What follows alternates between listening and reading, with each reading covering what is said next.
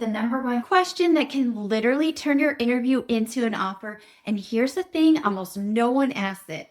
If you're not ending your interview with this, you are missing your mic drop moment. Hi, friends. I'm Kate Kirshner, career strategist, resume writer, and founder of Kirshner Careers, where I get to help clients get hired faster. If we haven't met yet, I'm basically your career obsessed bestie and wing woman who wants to see you win. Let's talk about the final question moment, the one that can make or break the interview.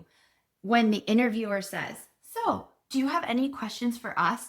Most people freeze at this moment, but this is your chance to flip the script.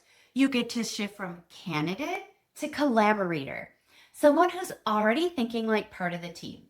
Start with a few smart strategic questions that show depth. Now, stick around to the end for the mic drop question. But first, I'm going to start with the 4 categories of questions we want to be thinking about. First is company goals and impact. Here's an example question. What are the company's main goals for the year, and how does this position contribute to them? This instantly positions you as someone who thinks big picture, not just about what you'll do, but how you'll add value. The second thing is asking about success metrics. For example, how do you measure success at the 30, 60, and 90-day marks? You're showing them you're results driven and already planning to hit the ground running. The third is the top performer traits. What do you see in candidates who have been most successful in this role? This gives you a window into what they value most, so you can mirror those traits during the rest of your conversation. And in your thank you note, more about that in a future video, so don't forget to like and subscribe. The fourth one is pain points and solutions. A question would be, what are some of the biggest challenges the team is facing right now, and how could this role help solve them immediately?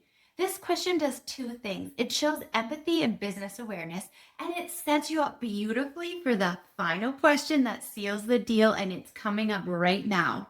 Here it is, the heavy hitting question that gets you the offer. Now, you do this in 2 simple steps.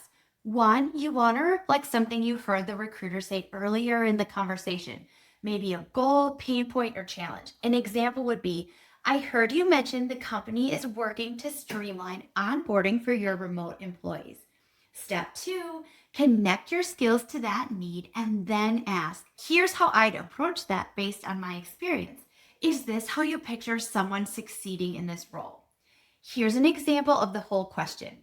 I heard you say that it has been a challenge to streamline onboarding for your remote employees, and improving this is one of your strategic goals. In my last role, I cut onboarding time by 60% by automating global mobility workflows and standardizing processes across multiple regions.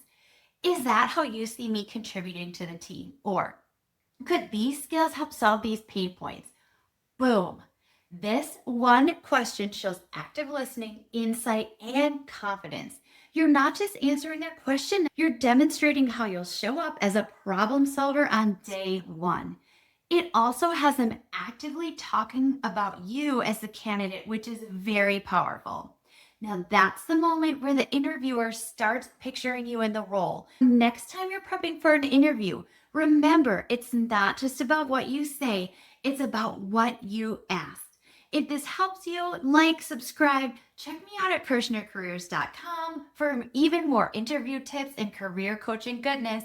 And remember, you've got this. You're not just answering their questions, you're showing them they've already found the perfect candidate for the role.